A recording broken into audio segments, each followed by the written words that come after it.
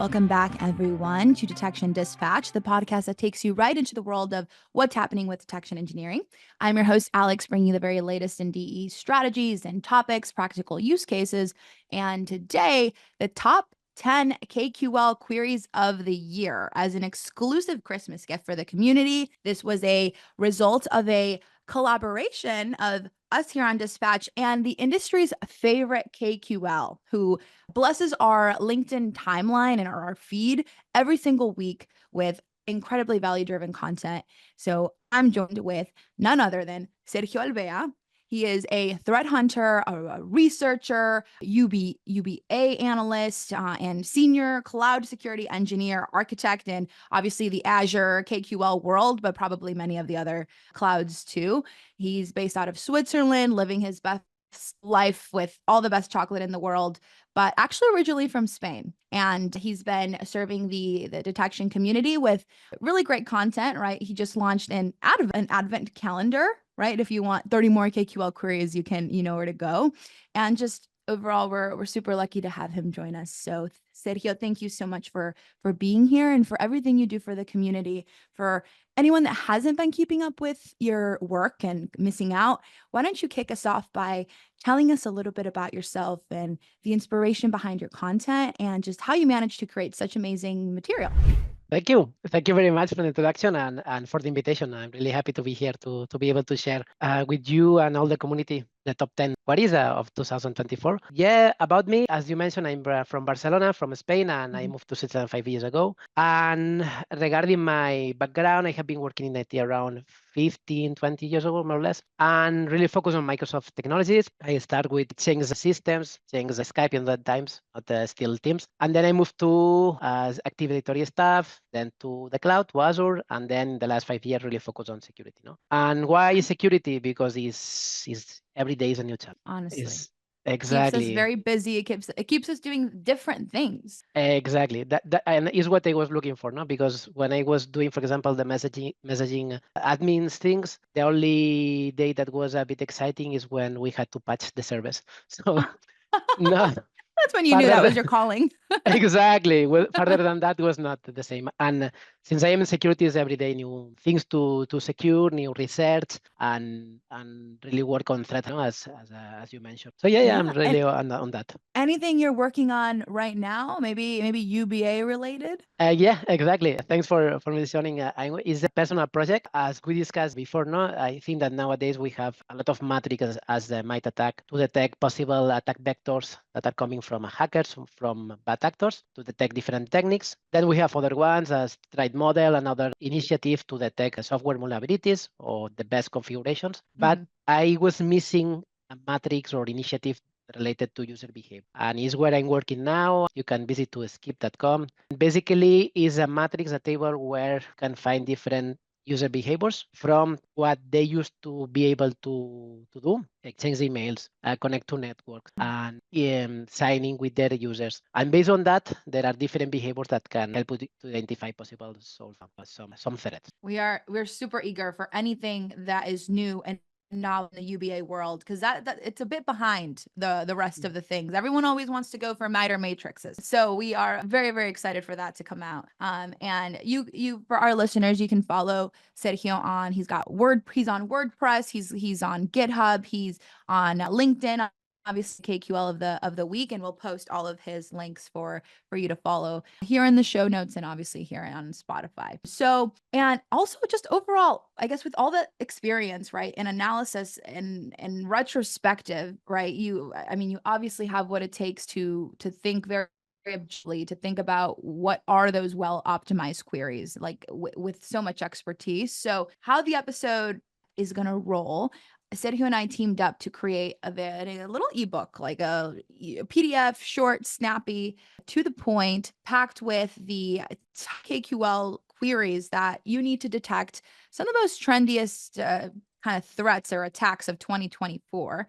But let's be real, I think they're gonna stay relevant, and they're gonna go very well into 2025. And you'll be able to grab this copy via our QR code here on YouTube, and then again, spot show notes or wherever you're tuning in. We'll make sure you get your exclusive copy of the KQL playbook that you can bring to your next team meeting, maybe. So I am ready to dive in, Jeanette, if you are, because everybody and their moms knows that, threats are evolving very fast. I came up at Thanksgiving dinner for like the 20th time of me having to explain my mom what is cybersecurity. But it is. Threats evolve fast, and KQL is the new PowerShell. So what we'll do is we'll go through the 10 from 10 all the way to the first one BS with some color commentary along the way, and maybe talk about what data sources you need or why it really matters, and maybe some tips, right, of how to get the most out of your queries depending on your individual needs. So I'm ready to get started if you are. Perfect. Let's Okay. move in. So let's start with number 10. I was really excited about this one. Sergio, what's your query number 10? Yeah, the first one that we will check is this KQL query related to DLS hijacking. Basically, if we take what we were discussing before about user behavior, no, there are a lot of cases where users are able to download different software if they bring their own devices. If you are really lucky and you can block and specify what can be installed in your environment, you are safe. But it's not my case where I'm working with a lot of students and they can do whatever they want, basically. Yeah. So the idea is that using external source, as you can see here in the URL that is in the KQL query, you can take a list of known libraries that has been detected as DLL hijacking cases. Yeah. So in that way, if some of the users are downloading and installing some of this software, which is not legitimate by the product owner, you can have a detection of that. So this is super critical because I feel like their DLL is really hard to distinguish if it's legitimate or not, because it's very much used in Windows operating systems for many things. So it's like, how do you just start to distinguish when it's bad? Well, look, compare it against a known bad, database. Exactly. And basically what you can do is use the SHAs, the typical one. I don't know how many times I have seen people trying to download Photoshop versions free in computers, and easily you can detect which are the legal ones and which are just ones that are cracked or just are fakes ones. So yeah, so you can do it the other way around too. Like you can verify. I remember doing this in school. Like we had to verify the integrity of the hash by comparing it to also known good versions. Like there's good versions that you can look for too. So you can see it the other way. The other thing I would do, like a white list, exactly, like a white list at the end. like a white list of DLLs. The other thing I would say is, because this is something that I feel like comes up at every MITRE conference. It's like, how do we deal with these things being so short-lived? Because they're only, obviously if a hacker knows that it's has a bad reputation, they're not going to use it anymore. But it's like, I feel like they do. You see these coming up a lot. Yeah, I think that at the end, what I saw also with email campaigns, for example, is like, okay, I'm focused, for example, in the education sector. So I trigger different attacks. Okay, now they are identifying me. I move to financial sector. Yeah. So they, instead of saying, okay, let's start from zero, sometimes I think that they are just moving lateral movement at the end to another sectors with the same type of source, no? IPs, domains, URLs, file hashes. Yeah, no, I see that too. Another iteration of query that I would recommend is maybe like a behavioral approach to this, like maybe seeing where DLLs are being loaded from, or Exactly. or like what's the behavior after it. This is something we're really good at, is correlated behaviors that are occurring. Like, let's say, you find the query, right? You run a KQL query for this exact query, let's say. And then let's say something happens after that, right? Like an invoke command. And then if you can chain those two behaviors on a correlated user after a certain amount of time, multi-stage threat, like that's going to be key too. Yeah, I think that's exactly one of the key of the KQL queries. Try to join different type of steps, no? As you mentioned, can be you install a software, but then some remote connection is established, or some register keys are modified, such as disabling antivirus or whatever. So I think that if you have all these steps, is the perfect. Yeah, exactly. So number 9, let's go to the next one. Yeah, identify difference between Entra ID user phone numbers and the phone number used for authentication. It basically requires that you have your Entra ID well populated with the phones of the different users. And at the moment that you have this, it's really nice, because basically if some hacker take control of some of your identities, And if they enable a multi-factor Okay. with their phones, you will be able to detect the case that, hey, they have this phone reported by the user as the real one, but a different one has been configured for the authentication, or a different one is being Oh. used to authenticate. Why is different? And Mm-hmm. usually you And can see different countries, like the one reported in Entra ID for the user is from USA, from Switzerland, but then the one configured or used for authentication is from Russia or from China. So oh, it's like, so okay, like that's the discrepancy, the mismatches, exactly. yeah, between the Entra ID phone and then the what is used for MFA. Yeah, of course. I mean, everyone should only have one phone, right? Like that's the one phone number. How would this if it's like through an app, like an authentication app, and you don't need a phone number? Sorry, can you repeat, Alex? How would this work if it's just if they just use the MFA like authentication app, but not a phone number is involved? Well, I think that this would not work in this case, because this Yeah. is oriented just when they are using the phone for authentication. The phone number setting. But Exactly. even then, it's still it's so important because and I really like this because I was doing research in 2024 and then also 2023.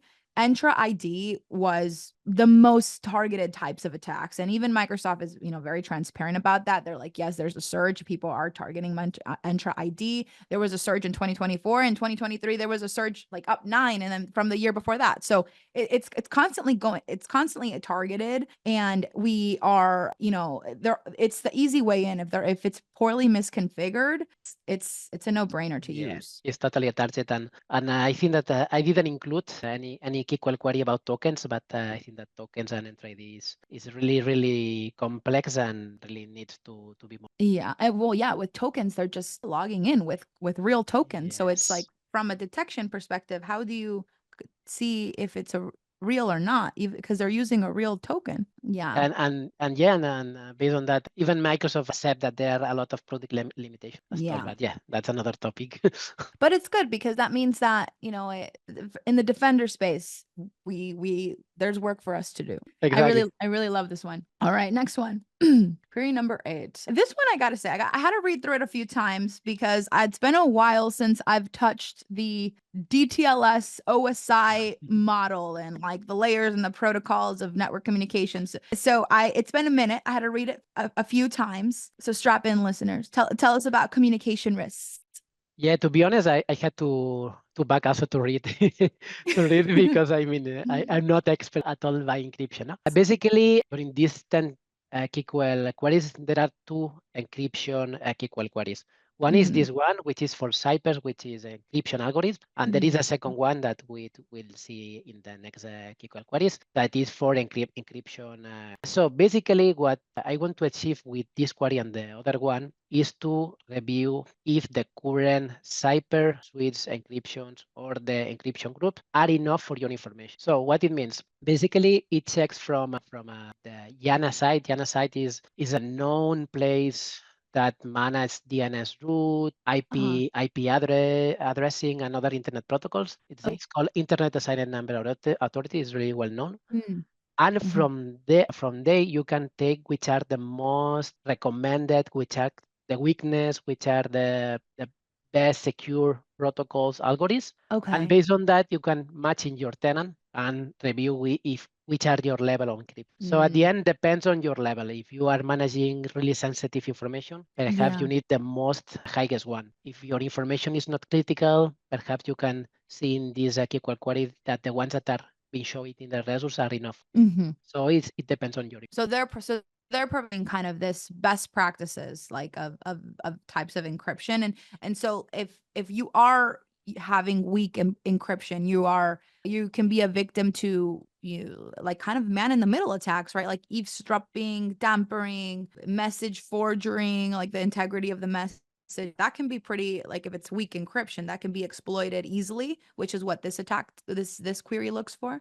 Exactly, and in fact, I was in a conference last week, and they were saying something that is I would say between exciting and alarming. That is the fact that a lot of hackers are saving current encryptions message and communications because they want to wait until Quantum is able to decrypt. To This decrypt easily, like decrypt in transit. exactly. So Wow. also they mentioned that we should start to use the most highest encryptions because at the end, in the future, they could back and take access to the content at the end of this. Wow, the hackers are using quantum. I mean, I wouldn't put it past them. They're I wouldn't put it past them. I'm not on it yet. No, this is really good stuff. I really like it. So this query, it's analyzing patterns. It's looking for a high number of connections with weak encryption. That's a super red flag, and you should be doing this. Now, for as far as the data sources, you kind of need a network I don't know, like some kind of network telemetry, like like the VPC flow logs. Like what would you need for this data source? You mean from Defender? From Yeah, Defender? okay, so you need the defender. Yeah, that's all. Automatically, you have the device network event tables, Got it. and once you have Microsoft Defender for Endpoint, Hmm. automatically this information is registered in your Defender portal, and you can query it. Very nice, very nice. Yeah, I mean, especially bring your own device. In a former company of mine, I won't say the name, but I rarely use VPN to access very sensitive files. So it's you always think, oh, the firewall is going to protect you, but maybe not. No. No, maybe not, you know? And the reality, that sometimes it's true we are using VPNs, but there are some moments that I have seen that the connection is not the best one, so people is not establishing the They're VPN not because using it. Hmm. and then during that moment can be enough to wrongly access to some place and Exactly. Or they say like, oh no, all the fires are behind the firewall. Okay, yeah, maybe they're there. What if you download it? Now it's out of the firewall. too late. Too Too late late. now. That's really good stuff. Query number 7, I really like because this is for our SharePoint users and OneDrive users in the back. You guys should really listen up here. Or protecting, these cloud collaboration platforms. Super, super important. I love this one. Which one is this one, Sergio? Yeah, I think that you describe it really well. This in these queries is I'm based on OneDrive, SharePoint, but it's the same for Teams and Exchange. Basically, this query is really simple, and what I'm doing is using a pattern that Okay. is if they use if the hackers or whatever is using anonymous proxy enable. So just with that, I would say that with a ratio of 90% of the times, all the sources were malicious. All the Okay. remote IPs were malicious. So sometimes in my threat hunting day to day, what I do is look for patterns, and that's all. We don't have to go so deeper sometimes. If you find something that I'm not imagining my users using anonymous proxy, I'm not expecting that my users will add some specific extensions on the browser. Things like that. Yeah. Things like that that you are not expecting. It can give you a lot of information. Or if they are connecting, I do that. I will say every week. I filter by countries, by the risk countries, and I Mhm. see all the activities that they are. And the hackers are really nice because they are giving me a lot of information. So at the end, I'm using them. I would say as a honeypot Oh. to get those information. And this is one of them. The most of them they were using proxy was a good one to detect a lot of. Yeah, for this one also, like, if you have to anonymize yourself to access files, isn't that kind of obvious? Like if someone who, Exactly. if someone who's accessing files legitimate doesn't have to delete their traces, like they should just be able to, yeah, I looked at it because I have the right to. But now, and anonymous access is such a favorite technique of reconnaissance attacks, right? To identify even further weak points across the environment.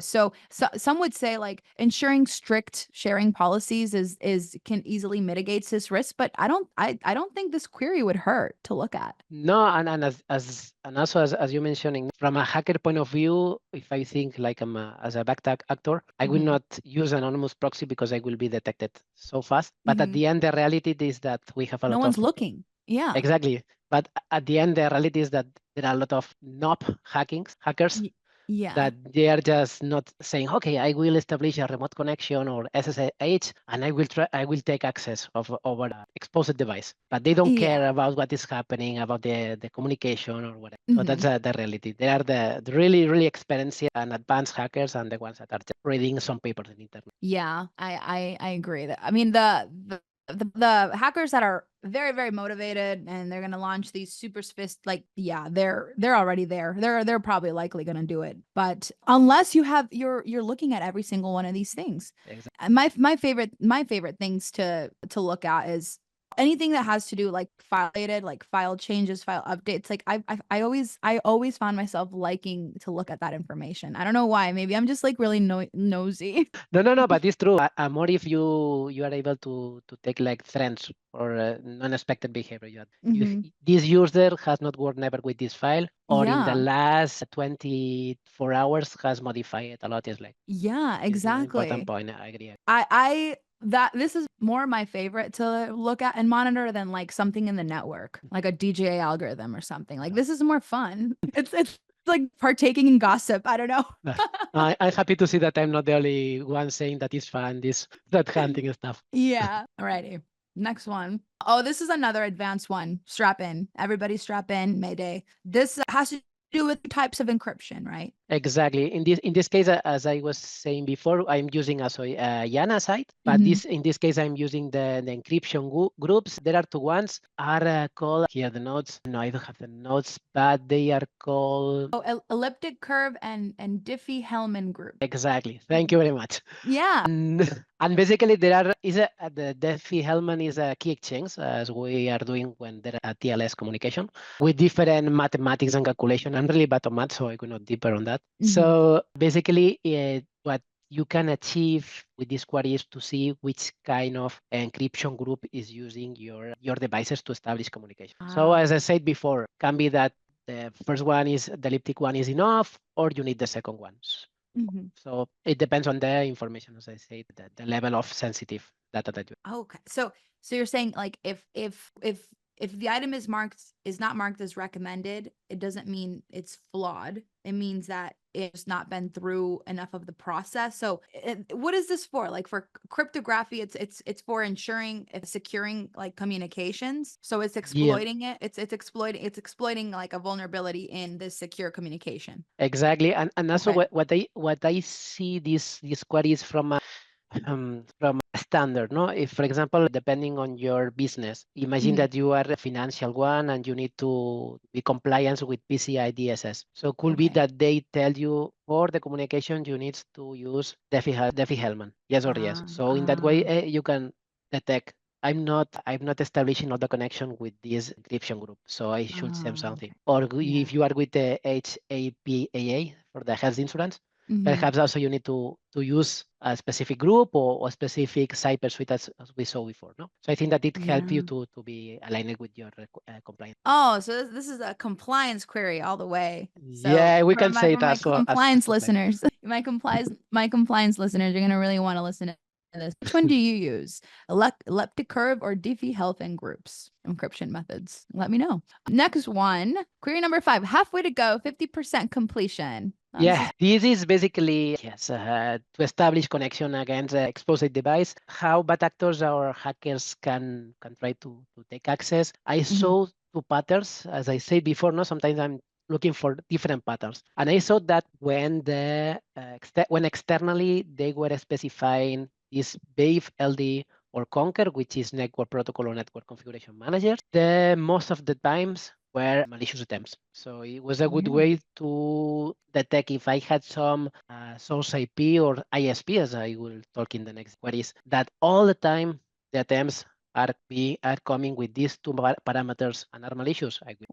I mean, SSH, I feel like a lot would say, you know, only my admin users have SSH privileges, but I feel like there's a surprising number of people that are not of admin users that no one's looking at what they're doing over SSH. No one's looking at what they're doing over FTP. Like even if they only like 10% of your users have SSH in the whole company, but still it's like no one is how are they being monitored? Exactly, and I think that they are focused on the Microsoft ones. Yeah. For RDP, no? But when they have some Linux, some I don't Apache also running on them or whatever, they are not going deeper to define a security baseline, like to avoid root execution and others. I'm not really a Linux guy, so I cannot say a lot about that. But it's what I feel. They are really put in Microsoft, but then when they have to configure some Linux that needs to be exposed for whatever reasons, the protection is not. Yeah, I this took me back to school. When I was in school, we were learning about servers and how directories are set up, and we were all of us were on the same network. So I remember we could like SSH into each other's servers if we got the password for each other, drop a Vim note, or we would do that, or we would like FTP a text file just to be funny, and it would like move laterally within that network. But I'm like thinking about that at scale, like that could be very bad. That's a recipe for Yeah, disaster. Like exactly. And yes, I think that we need to add more monitoring. oh, 100%. Yes. Yeah. And not that this query will work for Linux, but think about the same concept, but obviously in for Linux, for our Linux users. So next one, query number 4. I like this one. This was an endpoint one. I love and anything endpoint related. You need Defender license here, right? Exactly. Anything endpoint related, I'm fascinated by, because that was like kind of the evolution of security. It went like firewall, antivirus, anti-malware, and then endpoint. Now we're very advanced into the SIM world, right? But it was endpoint at the time only. Remember that Exactly. time? I really miss those days. Yeah, no, they are extending and extending. Every time is more difficult to be just focusing in one destination, no? In one this case for the because defender for endpoint. Yeah, and basically this KQL query, what it's doing is detecting, as is explained, plug and play devices. But it's really nice because if you have like specific servers, like domain servers, for example, domain controllers, I think that you want to know if someone is plugging something in the server itself, no? And Yeah. even if your servers are in an external data center, how you are controlling what is happening. Yeah. So if from whatever reason someone take access inside of the data centers and connect something, you can be aware like, hey, what is happening, and call to physical access, no, of the data center, physical security. And then also you can have like the tech of which type of plug and play devices you are allowing or not, because you can classify by type of devices. And something that I was missing is the option to detect if when you connect, for example, your phone in an airport. Oh, yes. I literally talked about this with someone You today. talk Yeah, about plugging the in. They're like, why? Because my suitcase comes with like a charger, Mhm. and he was like, why would you need that if there's it literally you can plug it into anywhere in the airport, anywhere into the plane. I'm like, no, you don't want to do that. Exactly. And I saw an attack based on that. It's called hijacking, if I remember well.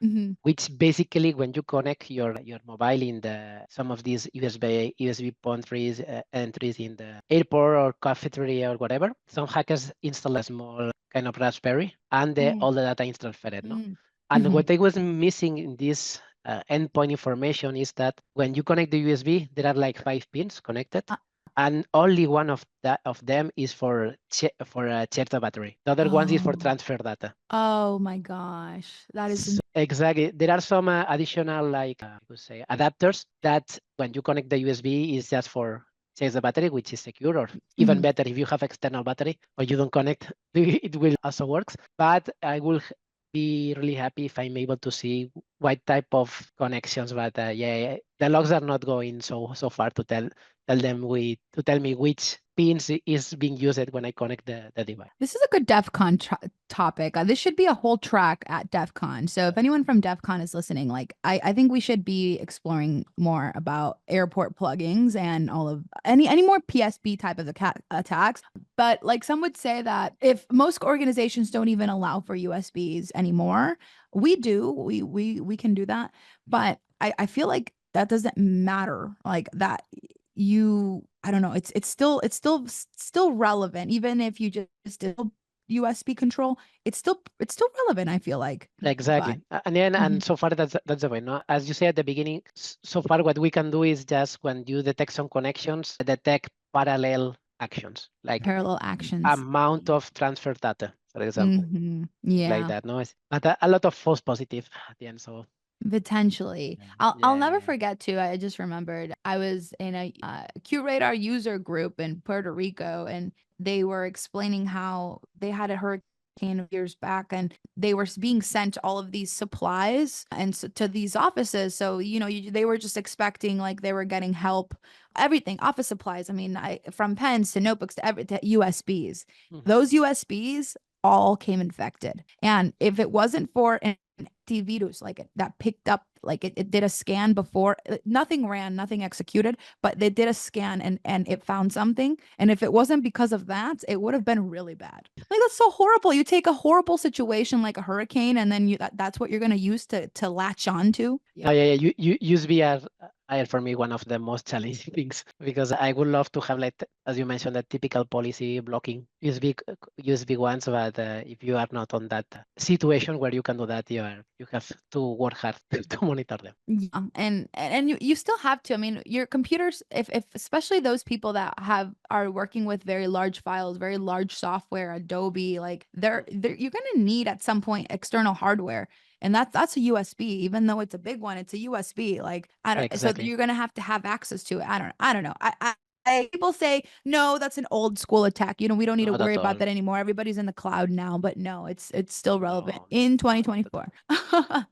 Alrighty. HTTP status codes. I like this one because no one ever gets it. I live in apartment 404, which is funny because it's like not found, but not, I can't explain that joke to none of my friends because they don't get it.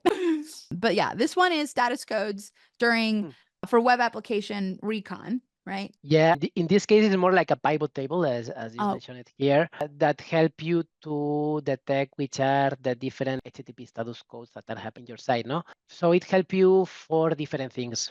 These configurations, type of possible attacks, why some user is trying to access to some places with a lot of forbidden access, for example. So it's like different kind of cases. And what else to say about this query? Forgot coffee. I see at the bottom that it enriches. So if a lot of users trying to access forbidden locations, and you see and then it enriches where it's coming from, like if it's remote, who's doing that, the location, the method, right? So you can investigate into certain issues. So not just like threat detection, but like just a misconfiguration. Exactly. And it's the same approach of the DLLs hijacking. We are using an external source which is enriching the information that we have. So at the end, this external source is mine, but at the end you can create your one and Your say, own, okay. yeah.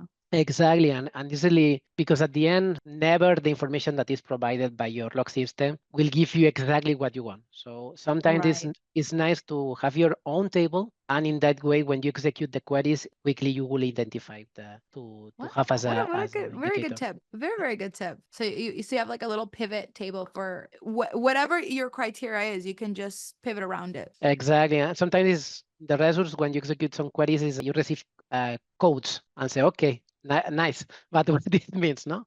So sometimes, yeah, there are a lot of a WSOM list. You can find a lot of them in GitHub, and also you can, as you said, in my profile. And yeah, always that I use source resources from other people. I think that is the way to. That's the best part of the community, that Exactly. knowledge sharing, information sharing. Totally. Yeah. So this query, detecting misconfigs, problematic endpoints, all the good stuff. Number 2, we're down to the last 2.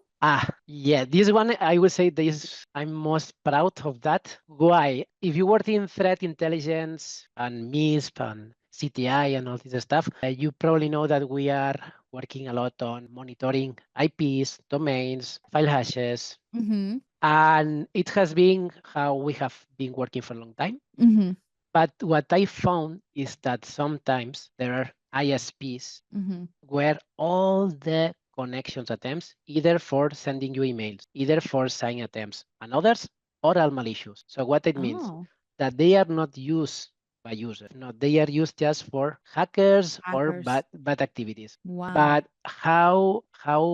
why these ISPs? Basically, if you go to ChatGPT, for example, nothing complex, you can see different tables you can request. Give me the ISPs and a table with the different security features that they have. And there are some ISPs that are usually the most cheaper ones that they don't have IP monitoring. They don't have to report to CERT if some IP. They don't have firewalls. They will ask you nothing if you are doing something. So as a hacker, say, okay, why will go to, I don't know, Switzerland, Swisscom, that is one of the most secure ones. Telefonica in Spain, the most secure ones.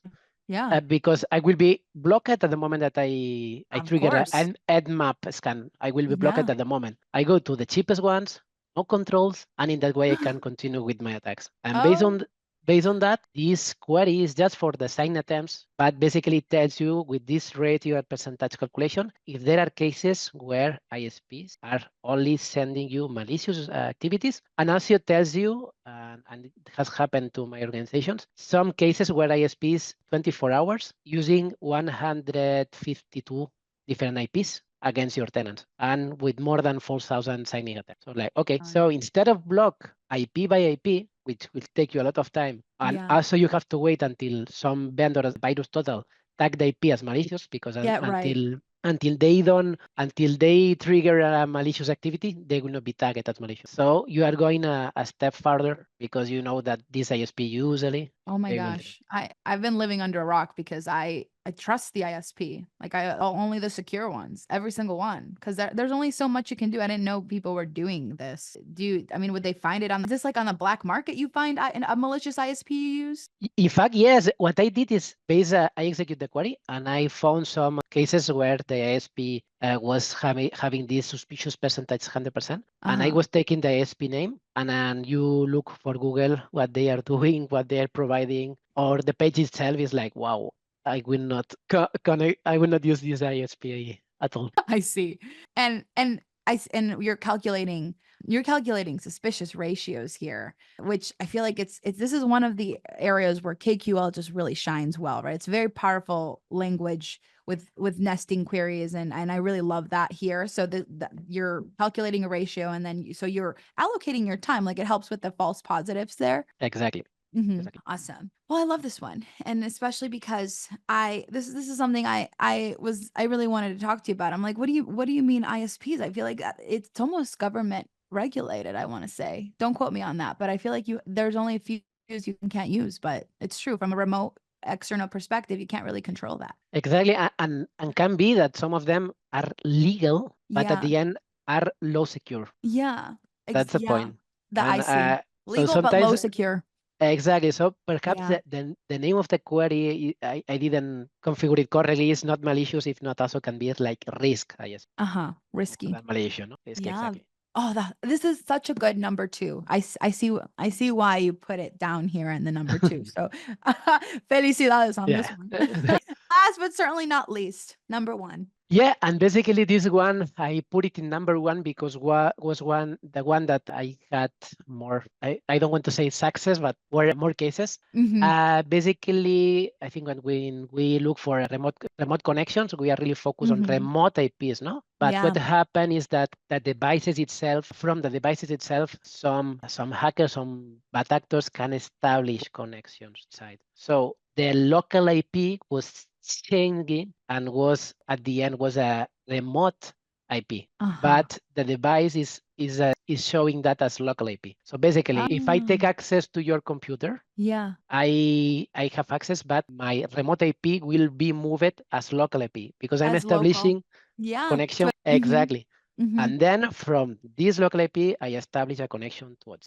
We had some cases of Russian connections to Ukraine, for example, Oh. and they were not detected because we were really focused monitoring remote IPs. So it was I will totally recommend if you are working on Defender or Sentinel to monitor that because if Mm-hmm. and basically what I do is all the local IPs that are not coming from specific range of IPs, let me know. Mm-hmm. Or Yeah. even no one should establish RDP connection, which will be the best way to go. No, this is the well-deserved first place. RDP it continues to be the most common attack vector, all the favorite to use when Exactly. ransomware.